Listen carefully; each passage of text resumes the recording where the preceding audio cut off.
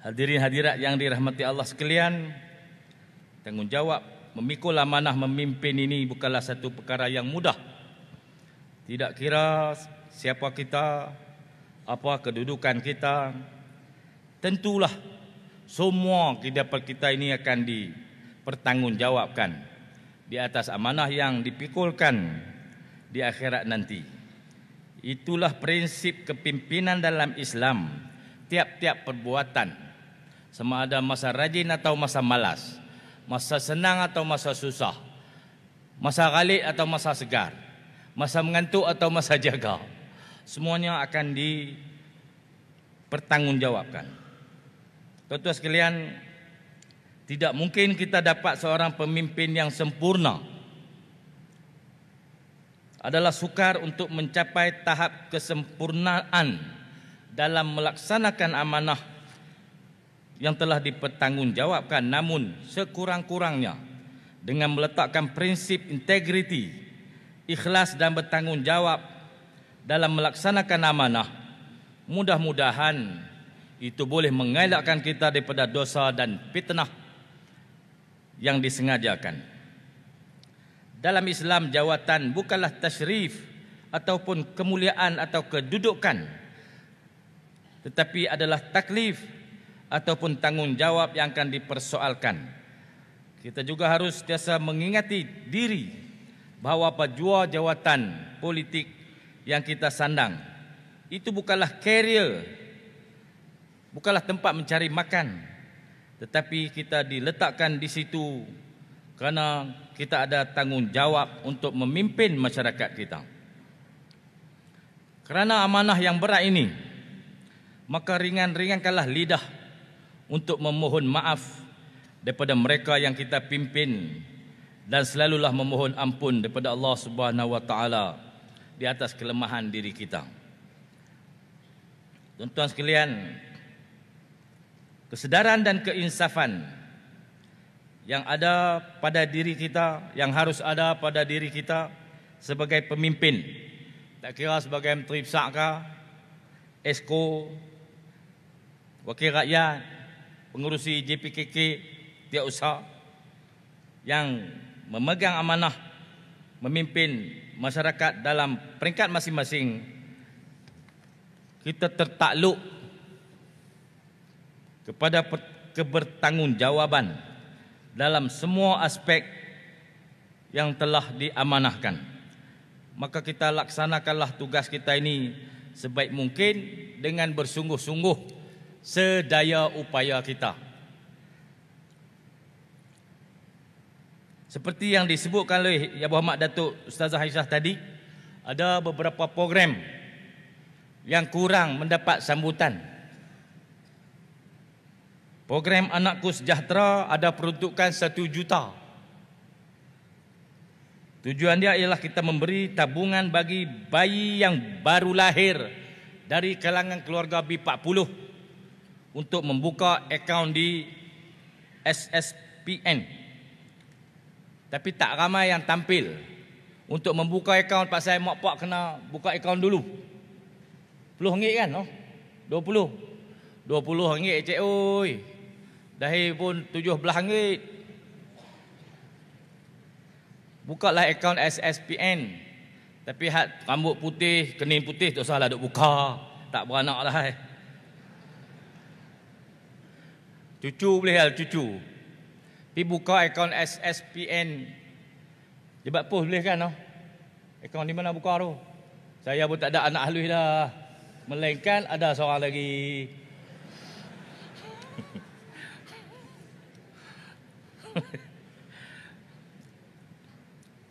Namun malang sehingga Oktober 2022 hanya 381 orang bayi yang menerima manfaat daripada skim ini.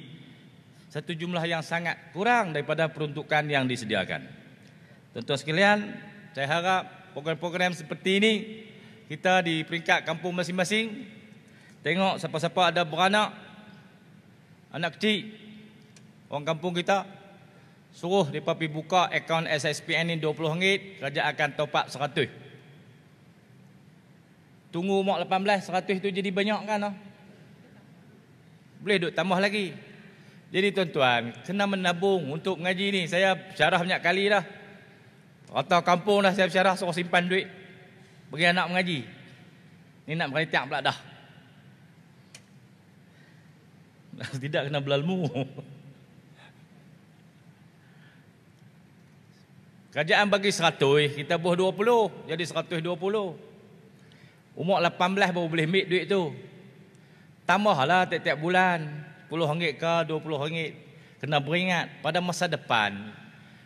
Pada masa depan, bayi yang lahir hari ini 18 tahun akan datang, tak tahu nak dia guna lagi. Saya rasa pendidikan percuma dah tak ada. Semua kena bayar. Tak kira lah hang susah miskin, akan ada satu standard yang untuk kita semua. Walaupun kerajaan dah bagi subsidi, peruntukan telah diberi supaya pendidikan ini tidak terlalu mahal, tapi tetap masih perlu dibayar. Hak saya duk cerita tu, pasal kawan tu memang tak boleh bayar. Tak ada sungguh. Dan dia pun tak ada tempat nak pergi minta. Kerajaan lah kena jadi pak dia. Kita lah kena jadi mata telinga. Kod-kod ada. Dalam masyarakat kampung kita, di bawah kepimpinan kita, ada anak-anak yatim yang mak dia pun tak mampu dah. Dan dia pun tak nampak jalan. Tok chair pun susah, tok pun tak ada. Apa pun tak ada lah. Ngaji pandai, result boleh masuk universiti tapi tak ada duit. Hak ni tanggungjawab kita semua. Saya telah menghidupkan semula tabung Tengku Mahmud. Meminda enactment tabung Tengku Mahmud ni tata cara kewangan daripada Seksyen 9 masuk Seksyen 10 supaya kita boleh terima duit daripada sumbangan kerajaan dan sumbangan orang ramai. Tabung Tengku Mahmud ni dibuat tahun 2008. Tujuan dia untuk membantu anak-anak orang susah di Kedah ni melanjutkan pengajian di peringkat menengah dan universiti. Bila kerajaan berubah pada tahun 2013, tabung Tengku Mahmud ni tidak aktif. Itu saya kata rugi tu. Lanjutkanlah saja benda-benda baik kan. Tidak aktif. Kemudian itu adalah perbelanjaan-perbelanjaan yang tidak menepati tujuan penubuhan tabung Tengku Mahmud. Sampailah sekarang ni tidak aktif. Tahun lepas telah diberi arahan kita akan aktifkan semula tabung Tengku Mahmud. Selain daripada bantuan RM300, bantuan awal RM300 yang tuan-tuan bawa pergi anak tuan-tuan di Pusat Khidmat Wakil Rakyat, key in di situ jabat bagian beasiswa ni transfer EFT. Tak kena duduk pimai-pimai dah. 300 je pun. Tidak 2 kali mai, habislah duit tambang 300. Kita pakai EFT. Hak tu 300. Untuk orang ada, orang tak ada pun dapat 300. Untuk anak yatim. Anak yatim ni bukan pak dia tu nama yatim. Ada agak kawan-kawan duk perlimai kan, sialah anak yatim. Pak dia nama yatim. Anak yatim kematian pak dia. Ataupun yatim piatu mak pun tak ada. Duk ngantuk. Ngaji pandai. Nak pergi masuk universiti tak lepas. Pasal kena sedia 2,000, ada 2,200, ada 2,400, ada 2,500. Hak tu tak ada. Orang nak hantar pergi ada. Nak beli baju ada. Nak bayar dulu. Nak dapat slip, dapat nombor tu. Nak key in data, tak mampu. Hak ni kita sediakan peruntukan di bawah tabung Tengku Mahmud mulai tahun 2023. Nak tepuk tak larat lah JPKK kita ni. Sialah. Benda besar ni tuan-tuan. Tuan-tuan ingat main-main anak yatim. Ingat ringan tanggungjawab dengan anak yatim. benda besar. Fokus kepada orang anak yatim dan orang miskin. Kena pulun. Kena beri kerjasama, kena parti elok-elok. Kok ada di kampung kita. Saya jumpa berjalan, jumpa banyak. Tapi saya suruh pegawai saya di kampung, mugi cari sat dalam don kita berapa orang hantar macam tu. Puak ni musim lebu tak jumpa. Kata heran juga, masa cari tak ada. Masa jalan saya saja ada. Kok mana dia jadi yatim tahu. Tapi tuan-tuan, saya yakin di tempat tuan-tuan ada anak-anak yang dia pun malas, bukanlah malas, dia pun tak ada harapan dah. Dia kata, "Tok Sah, pilah tu oi, nak pi ke mana kena bayar 2,500. Cek pi kerja supermarket." Pi kerja supermarket itulah jumpa dengan saya. Jadi kita bagi dia peluang untuk sambung.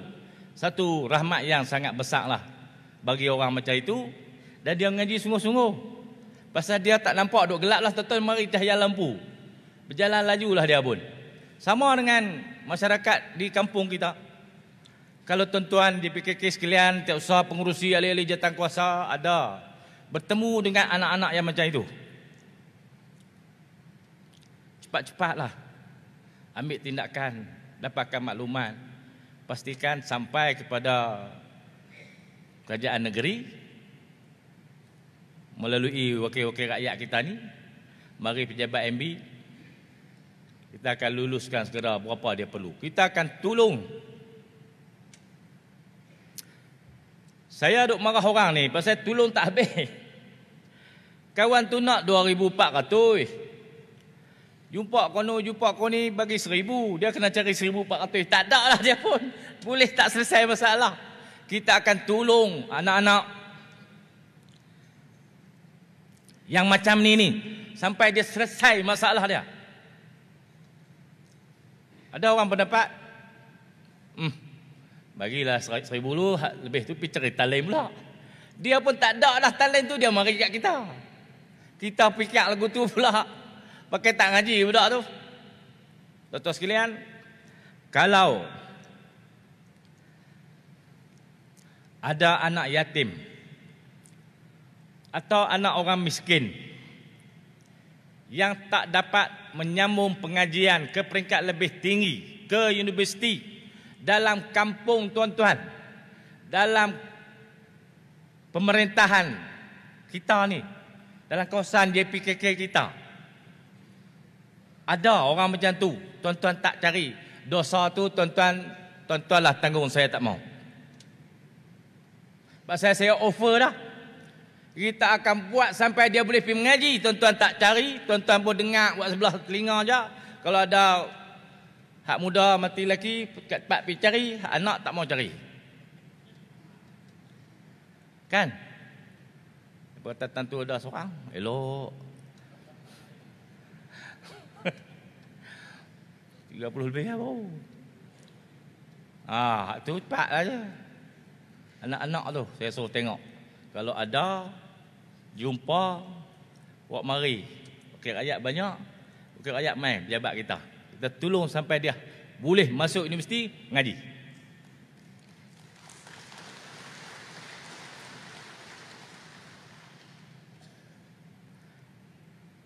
Kalau anak orang susah, sungguh-sungguh ni, ada pak ada, mak pun ada.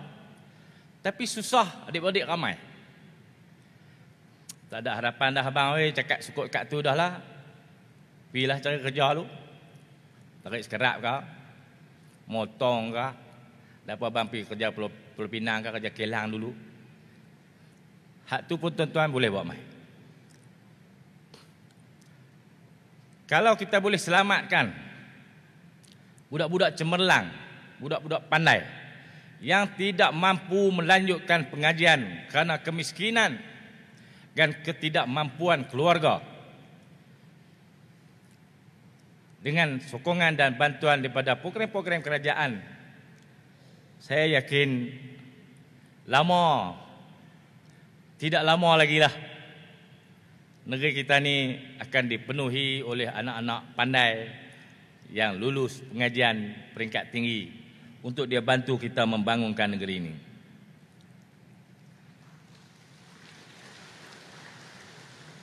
Hak pandai, hak mak puak tanggung tu satu kelompok. Hak pandai kerana kerjaan tolong bagi dia mengaji tu. Orang hak jenis ni tuan-tuan saya jumpa ramailah. Dia mengaji sungguh-sungguh, tak ada culah apa dah. Dia tahu dia tak ada ayah. Tak ada siapa lah nak tolong dia. Kita tolong dia pun puas.